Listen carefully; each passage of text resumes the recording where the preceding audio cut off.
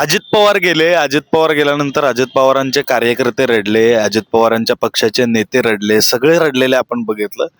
बारामती शहर असं आहे की जिथं अख्खं बारामती शहर रडलं. म्हणजे तिथं तुम्ही अजित पवारांचे कार्यकर्ते असा नसा, अजित पवारांच्या पक्षात असा नसा, सगळे रडले. नेमकं बारामतीचं आणि अजित पवारांचं नातं काय होतं समजून घ्यायचं आपल्याला. आपल्यासोबत बारामतीतली काही मंडळी आहेत. मामा आहेत. मामा म्हणजे तुम्ही मला असं वाटतंय का जुनी जाणती मंडळी ज्यांना म्हणतो आपण ती आहात. बारामती तुम्ही लय जवळून बघितली असेल, अजित पवारांना लय जवळून बघितलं असेल, सगळं समजून घ्यायचं. सुरुवात करूया. काल जी घटना घडली तुम्हाला नेमकी कधी कळली आणि कळल्यावर नेमकं काय वाटलं? 8:59ला कळाली. 8:59ला कळालं. आम्ही इथं कामाला येतो ना. आणि दादा देव माणूस होती, चांगली माणूस होती. मी त्यांनी रविवार शनिवार यायचे इथं. बस दर शनिवार रविवार चालत फिरायची. इथं चालत फिरायचं आपण आता जिथं बस. हा, चालत यायचे, बघायचे आणि मग जायचे.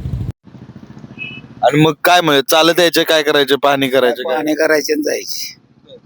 आणि त्यांचं ते अधिकाऱ्यांसोबतचं जे रोज दर आठवड्याचं असेल दर रविवार शनिवार. आणि त्यांनी चांगलं केलं इथं. म्हणजे सगळं गरिबांचं, कामगारांचं, यांचं सगळं. आता तुम्ही म्हणता अजितदादा दर शनिवार रविवार यायचे. काल ज्यावेळी बातमी कळली त्यावेळी पहिलं काय वाटलं? म्हणजे विश्वास बसला? विश्वासच बसला नाही की आम्ही त्याच्या पाणी सगळं चालू होतं आणि आम्हाला काय म्हणजे कुणाचं धरलं नाही म्हणावं की काय. नंतर मग खरोखरच वाटलं मग असं असं झालं. मोबाईलवर बघितलं. मामा तुम्हाला काय सांगायचं आहे? अजितदादा गेले काल काय नाही जमत. नाही. दादांना भेटलाय का तुम्ही? ते बघितलं आम्ही त्यांना. बघितलं इथं बघितलं. रविवार शनिवार बघत होतो इथं आम्ही. तुम्ही बी इथंच असताय? इथंच असतो. आल्यावर दादांचं कसं असायचं? म्हणजे बोलणं चालणं माणसांना हे बोलणं चांगलं आहे. असा उपमुख्यमंत्री म्हणून मुख्यमंत्री रुपा बेबाबा असं काय नव्हतं. आपलं साधं राहायचे. चांगलं बोलून घेऊन सांगायचे असं करा तसं व्हायचं. त्यांच्या अधिकाऱ्यांना बोलायचं ते. अधिकाऱ्यांना बोलायचं.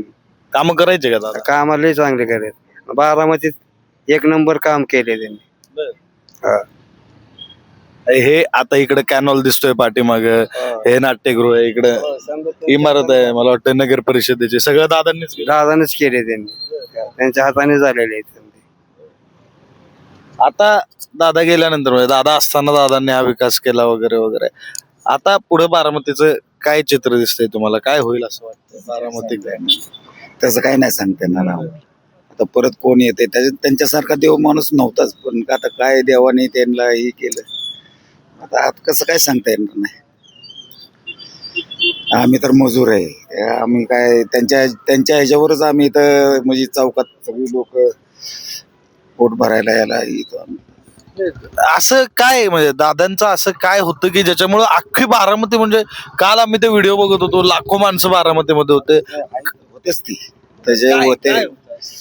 त्यांचं गुण चांगलं होतं, म्हणजे वागणूक चांगलं होतं. आणि बोलायला याला गरिबांचं घरादार. आमच्या इथं आंबेडकर वसाहत बांधली त्यांनी. आणि ते परत इथं नाट्यगृह बांधलं, सांस्कृतिक केंद्र, परत लोकांचे गाळे बिळे सगळं बांधून दिले त्यांनी. मंडई बारामतीमध्ये जे सगळा विकास दिसतोय तो सगळा दादांमुळेच आहे. सगळं दादांमुळेच आहे, बाकी नाही कोणामुळे. आता ती गेले तर आता इथनं पुढं होईल का नाही विकास काय माहित. आता केलंय त्यांनी दादांचं.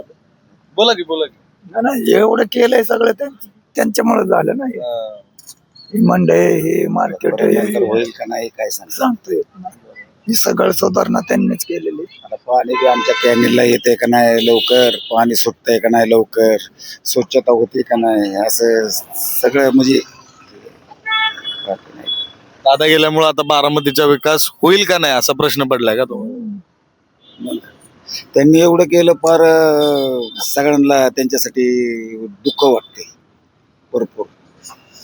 आम्ही कालपासून म्हणजे लय ह्याच्यात आहे, काय करणार. सुधारणा झालंय म्हणतो आपण, तसं झालंय का? हो. सुधारणा झाल्यामुळे बी ना आपल्या घरातलाच माणूस असल्यासारखे गेले. एक प्रश्न असा पडतो, दादा जर गेले नसते तर बारामतीचं अजून काय रूप पालटलं अजून असतं, काय घडलं असतं? फलाटला असतं.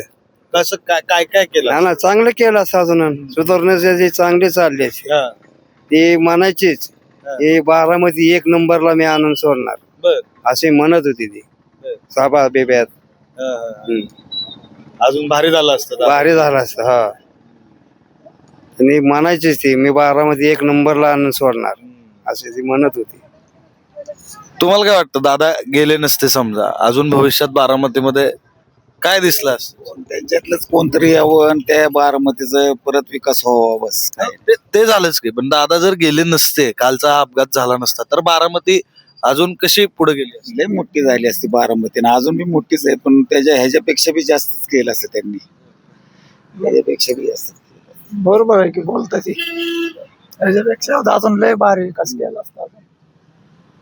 आपण काही प्रतिक्रिया ऐकतोय, अजित पवार गेले म्हणजे आमच्या घरातला माणूस गेला असं वाटतंय, अशा या प्रतिक्रिया समोर येत आहेत. आणि अजित पवार जर गेले नसते तर बारामतीचा अजून खूप विकास झाला असता, असं सुद्धा हे सगळे बारामतीकर नागरिक आहेत ते म्हणतात. विक्रांत शिंदे, पुढारी न्यूज, बारामती.